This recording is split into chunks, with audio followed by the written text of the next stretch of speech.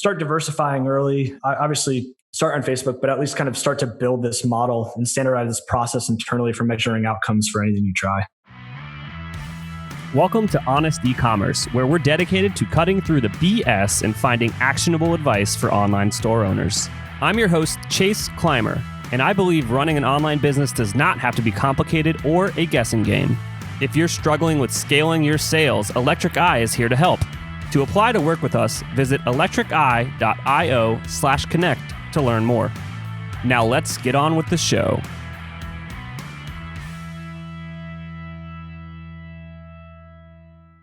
Hey everybody, welcome back to Honest E-Commerce. I'm your host, Chase Clymer, and welcome to the show. And also welcome to the show is our guest today, Matt Bahr. Matt is the founder and CEO of Enquire Labs, but before that, he did a lot of cool stuff in this space. So I'm actually going to hand it over to him to say hello and give us his background before we get into it. Awesome. Yeah, thanks, Chase, for having me. Just to go a little bit into my background, I guess I've been in e-commerce for about 10 years. The first 3 of which had a small consultancy, and then actually was an early employee at a headphone company here in New York called Master and Dynamic, where I kind of ran a bunch of things there, everything from the D2C P&L to logistics to digital marketing. Was there for about 3 years, and then left in 2016 to found a startup in the same-day delivery space. Essentially, was just going on the coattails of Uber Rush and Postmates, and was really excited about that vertical. Never really found product market fit with that.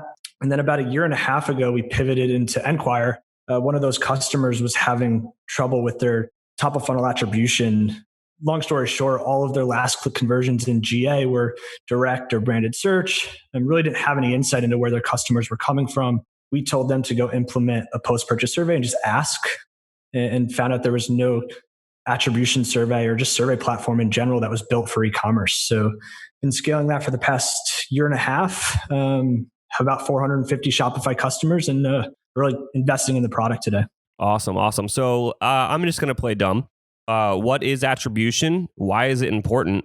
What problem are you solving? I don't even know if I have a problem. Yeah, totally. So attribution, there's a lot of ways to look at it, but this more simplistic way is really just giving credit to what channels drove sales. So in a very simplistic sense, what we're doing is just productizing this question, how did you hear about us? Which is your top of funnel attribution. I think in a space today, everyone's kind of convoluted the problem. There's a bunch of ways that you can look at attribution, whether that's just looking at last click, which is essentially just giving full credit to that last source that drove the sale. If you're a bit more complex, you can use multi-touch attribution, which starts to weight every single touch point on the path to the purchase, which definitely gets quite complex as you dive into it. And what we're doing at Enquire is really just simplifying that problem. So taking this qualitative approach, which essentially allows you, what we say, just measure the unmeasurable. It's very difficult to give weights to heard from a friend or saw from a billboard or even heard from a podcast if they're not using a discount code. So that's pretty much attribution in a nutshell, is really just helping you allocate your budget to the channels that are performing best. Absolutely. So, if we're going to put that into an example, I'm selling snowboards online, right? And I'm testing out, 2 or 3 different solutions, to drive traffic. So let's say I'm doing Facebook and Instagram ads. I'm doing some cool content on YouTube. We're making really cool videos, and then we're going to events. We're standing up. You can try our boards on the mountain. You know what I mean? So we're doing these 3 things. So if I was to do this post attribution survey thingy, why is that going to help me? Yeah. So a couple of things you mentioned. Attribution is, from a digital sense, tracking digitally rather, is quite easy if people aren't jumping across devices and they're just clicking on ads to find your products. That's pretty much a pretty linear path to purchase. But once you start advertising at events, you start going into channels that are offline, measuring how those things are working becomes very difficult. For a Shopify merchant, for example, how do you measure your word of mouth? So obviously word of mouth is one of the best channels, can create virality with your product. And it's just very difficult to measure through just pixels and cookies, just because people are searching for your brand on Google or just going to your site directly. So the way in which using an attribution survey works is helps you to uncover all of those channels that aren't necessarily measurable through your typical kind of pixel and cookie tracking. Cool. So it's going to help me identify you know what, even though it's a bit more manpower to sell these boards on the mountain, it's actually, it pays off a bit better than some of these other channels. Yeah, exactly. And that's what we work with our customers all the time. And that's what we hear. It's like, oh, I didn't even know this YouTube ad was working because people were just going to Google and typing our product in. But now we have this whole new data set we didn't have before. That's essentially direct engagement from the customer that's allowing us to really understand the effectiveness of these channels. Absolutely. And then, by the way, I'm just making up this whole selling your boards on the mountain thing would work. I have no idea. You should probably test all of your marketing channels yourself and don't listen to some voiceless or some faceless voice on the internet, aka me. Totally. So what's some of the fun like results that you guys have seen with doing these surveys, if you can share some? Yeah, I think the most interesting thing is just really measuring or being able to measure the channels that are just kind of gaining popularity from a marketing perspective now. So we've served about 10 million surveys in the last 12 months. We get about 60% response rates. So it's about 6 million survey responses around attribution. And kind of, I guess the first thing to note is like everyone is still very highly leveraged on Facebook and Instagram. Which is a little bit concerning just given the fact that CPMs are increasing and tactical nature of making those channels ROI positive is just getting very complex. So that's definitely something we're seeing. And part of our, call it mission or just strategy in 2020 is to continue iterating on the product to allow people to expand into new channels. So one of kind of the stories that we tell is it's quite difficult to kind of jump into podcast advertising or out of home unless you have much larger budgets. It's very easy just to put in your credit card and start spending on Facebook and Google. And what we're trying to do is allow our customers to just diversify their spend in a more comfortable nature. So that's kind of one of the things that we're looking at is like how leveraged are people on these channels that are getting more expensive. And then the second point, I guess, to really answer your question is some of the interesting learnings is just like seeing TikTok and a few other channels just slowly rise in popularity over the last 12 months, going from, okay, we get maybe 10 responses a day that are TikTok, and now we're getting about 2,000.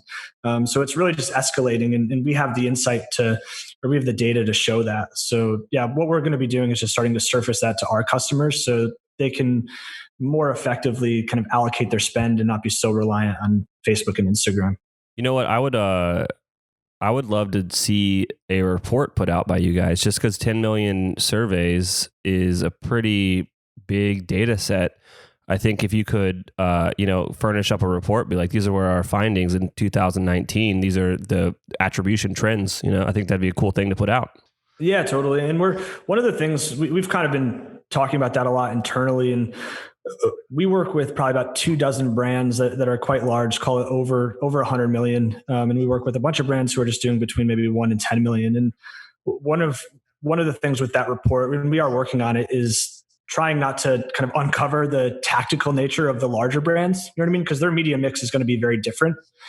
So what we're most likely going to do is kind of what I alluded to before with TikTok is like just have a TikTok report, like kind of go channel by channel and just show how these are increasing, just to give just a general scope of how acquisition is changing over the next couple of years. Okay, you mentioned something earlier that like it's pretty heavily skewed right now on Facebook and Instagram. I just want to. I'm trying to ask this in a way that's not a leading question, so I'm probably going to fail. But do you warn, clients or consultees or, just people that you're talking to out there? Do you warn them about, putting all their eggs in one basket per se? Yeah, that's part of a lot of the content we're starting to push out is exactly that. So just looking at the distribution, like a lot of these brands, I'd say maybe half the brands we work with only have 1 or 2 paid channels driving, call it more than half of their sales. So you look at the distribution and maybe it's 55-60% come from Facebook and Instagram, and then 15% come from word of mouth. And then there's some kind of just organic sources in there as well. So what we're trying to do is just allow people to be more comfortable with diversifying and help them build. The bigger kind of goal is to help everyone build a process internally to help them test new channels and understand if they worked and if they didn't, versus I guess historically maybe you would just run a regression on something. So you spend here and then look at your sales and see if there was any correlation. For us, we're just trying to build that, or allow people to build that internal processes to measure all of these channels. Because we're very much this third party that is transparent and sits in the middle. So we're not a multi-touch attribution platform that really only measures cookies and clicks. Essentially, we're very this kind of unbiased third party that just sits and just listens. So yeah, the goal there is to more programmatically say, hey, it looks like you're really heavily leveraged in this channel. Maybe you should try these other channels. Let's be honest today. All of your customers are going to have questions. And what are you doing to manage all those questions? Do you have a help desk for your business?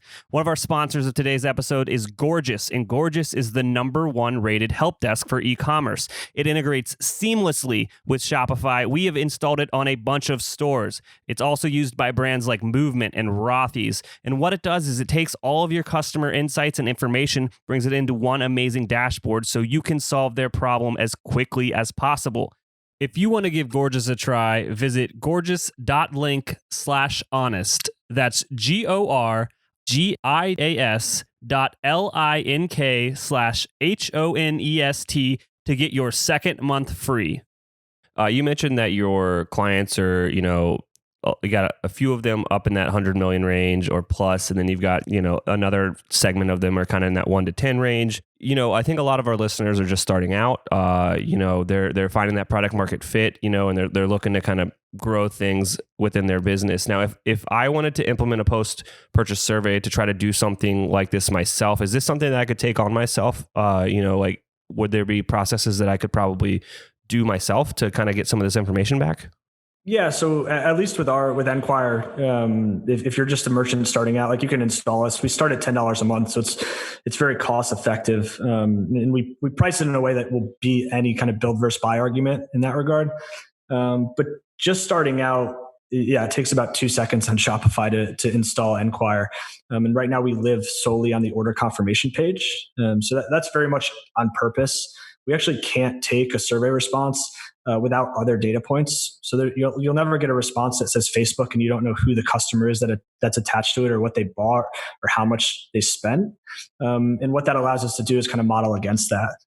But yeah, if you're just getting started, like I think if you asked me that question 5 years ago, I'd probably say just like buy Facebook ads and enjoy the ride. But kind of in the current 2020 market, I would look to start diversifying early. Obviously, start on Facebook, but at least kind of start to build this model and standardize this process internally for measuring outcomes for anything you try. Cool. And then, so is it just one question on that order confirmation page? Yeah, so we're really focused on, we're going deep on attribution. So it is single question. We are actually rolling out, I don't know if anyone knows this, we're rolling out response clarification this month, which would allow you to drill down on a response. So if someone selects podcast, you could then list which podcast you're advertising on, and then a user can click into that.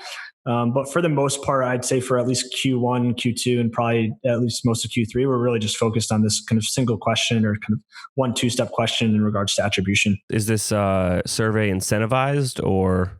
It's not right now. So we haven't done too much on the kind of increasing the response rate yet. And that's really just because the average response rate across all of our customers is just over 60%. So the response rate, I'd argue, is already pretty great.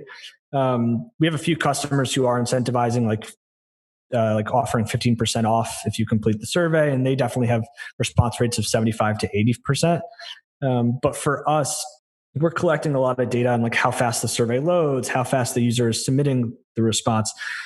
And I think there's still a lot of opportunity for us to more or less increase the response rate coming from maybe like the back of house versus enforcing someone to provide a code or provide some kind of incentive. Yeah, I think that when you're that far down the funnel and you've already put in your credit card information and stuff, and you're kind of just in the zone of clicking buttons to get it done, I think it's probably just like second nature to be like, yeah, whatever, boom. Yeah, you just purchased a product. You're probably pretty amped on what you just purchased. You're waiting for that order confirmation page. So your focus is pretty much on this one thing, like, did my order go through? And we're right on the top of that page. So front and center, 100% of the user's attention. Yeah, that's amazing. So before we go here, is there anything else that I forgot to ask you that you think would be valuable to share with our audience? Yeah, I think just in general, and I've alluded to this a bunch of times, it's really just the fact that we're really starting to educate and create content for our customers just to start diversifying their media or be comfortable diversifying their media. So kind of going into 2020, one of the things that I would just push everyone to do is just start kind of looking at the space, understanding if you're highly leveraged on Facebook and Instagram. And don't get so caught up in kind of the quantitative marketing analytics, because oftentimes it's very easy to forget how important the qualitative side is. And that's kind of just the message that we're sending is diversify your media, be comfortable doing so, and just find ways in which to measure it. And we obviously think that attribution surveys is the best way to do that. Absolutely. And if they want to learn more about you, they want to learn more about what you guys are offering, where should they go? Yeah, so you can just head to our website. It's enquirelabs.com. And we actually created a custom landing page for this. So it's enquirelabs.com/honest. There's a 14-day free trial. You could take it for a spin, kind of no questions asked. And if you want kind of a personal onboarding, don't hesitate to email me at matt@enquirelabs.com, and happy to kind of walk you through, and whether it's talk through your media mix, look at your GA, whatever you need, happy to chat. Awesome. Thank you so much for being on the show. The link to that's going to be in the show notes, and I look forward to talking next time. Awesome. Thanks, man. I cannot thank our guests enough for coming on the show and sharing their journey and knowledge with us today. We've got a lot to think about and potentially add into our businesses. Links and more information will be available in the show notes as well. If anything in this podcast resonated with you and your business, feel free to reach out and learn more at electriceye.io/connect. Also, make sure you subscribe and leave an amazing review. Thank you.